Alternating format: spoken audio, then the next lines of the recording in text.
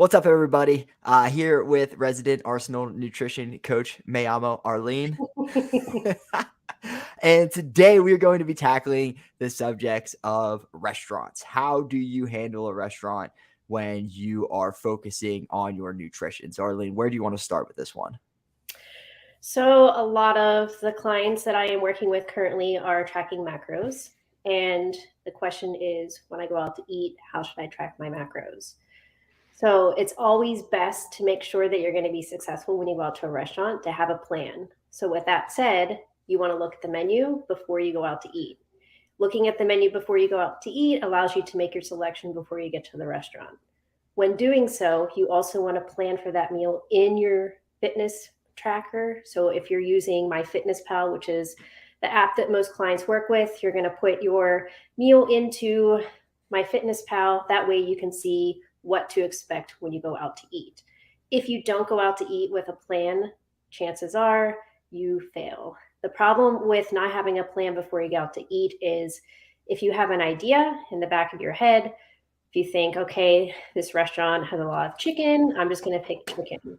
What happens when you don't have a concrete plan when you go out to the restaurant?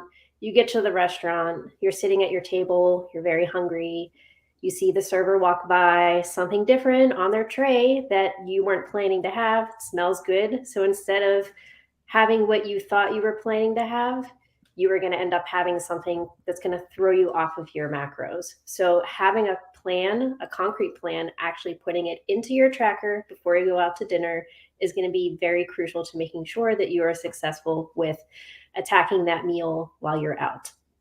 So one of the things that I struggle with whenever I go out and I am counting macros is I usually structure I start with that meal before the day before to put it in, because generally going out, the meal that you have there is going to be way higher in calories and macros than any other meal that you have. So it becomes challenging to fill in the gaps for the rest of the day. Right. So that also goes with planning ahead. So if you know you're going out to have a meal that's going to be consuming a lot of your macros, you're going to be wanting to plan your other meals or snacks that you're trying to eat throughout the day to be satisfying. And minimizing calories in the beginning of the day to save them for later in the day can tend to lead to that feeling of hunger and that feeling of being tired. So you really want to focus on adding volume to what you're eating. So if you add fresh veggies and fruits, or if you add something as simple as water, even seltzer water can help add volume to those meals that you're eating. That'll keep you satisfied until you get to that restaurant. Prior to going to the restaurant, if you didn't hold off on consuming a lot of calories throughout the day, you don't have too many macros, but you still want to be able to enjoy yourself when you go out. You don't want to overdo it. So trying to consume something like maybe some celery sticks or maybe some sugar snap peas or a rice cake with a little bit of water will help you feel a little less hungry when you get to the restaurant, so you're not overeating on appetizers and salads before your actual meal. What if when I get to the restaurant, I decide that I want to have a few margaritas? Get a little Well, boozy with it. I do like how you stuck with the theme of Mexican, considering Of course. my title, right? So that comes down to the point of controlling your consumption of the alcohol. Having a couple margaritas, you want to think about, okay, well, I did only plan on having one margarita, but I want to have two. So you need to eliminate some things in that meal. So if you're at a Mexican restaurant, you're having some burritos, well, we'll go with singular, burrito, or tacos, plural, you want to eliminate the carb. So eliminating the carb will allow you to have more carbs to go with that margarita that you want to have. Generally, with tracking macros, your fats and your carbohydrates are really taken into consideration when you drink alcohol. So if you need to eliminate the carbs and you need to eliminate the fats from your meal because you want to have a couple margaritas, you can, but you're still going to find yourself not as satisfied after having that meal. So having alcohol with your meal means eliminating a little bit of carbohydrates and eliminating the fat. So if you feel comfortable with asking the server, how is the meat prepared? Can you make sure that they don't add any additives such as butters or oils? And then if it's a vegetable, you can ask them to, steam it instead of sauteing it. That will also eliminate some of that fat that you can save for that alcoholic beverage.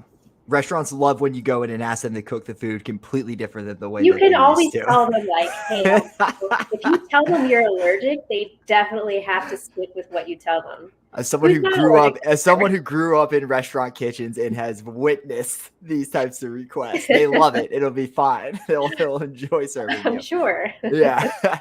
How about dessert?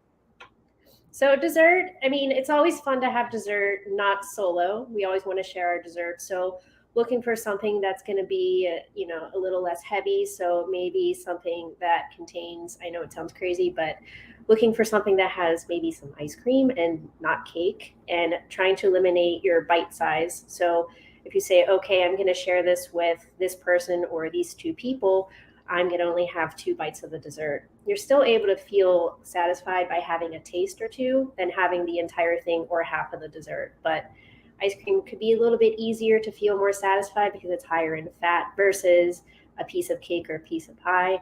High in carbohydrates, high in sugar, you always tend to crave more of that versus the ice cream is going to be really heavy with fat. So you'll feel a little more satisfied having 1 or 2 bites of that. Yeah. And I think this is really helpful information for people who go out a lot. For me, like, I don't go out all that much. I mean, like, really, like right now, maybe like once every 3 to 4 months. So a lot of times I just let myself enjoy the meal because I don't go out that often, right?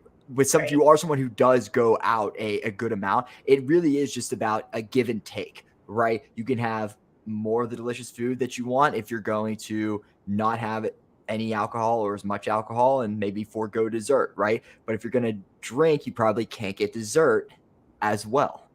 Right. So it's a matter of what do I want to enjoy more? So if you want to have the alcohol, skip dessert. That's all about having that control over what you're choosing. And choosing both, is it out of the question? Not necessarily, but it's not something that you should get in the habit of doing every time. Another thing to keep in mind when you go out to restaurants is most of those restaurants like to give you this big basket of bread right in front of you while you're waiting. I am so weak. The minute they put that down, I'm like, give me that, give me the olive oil. Garcon, just bring over another basket. Let's go.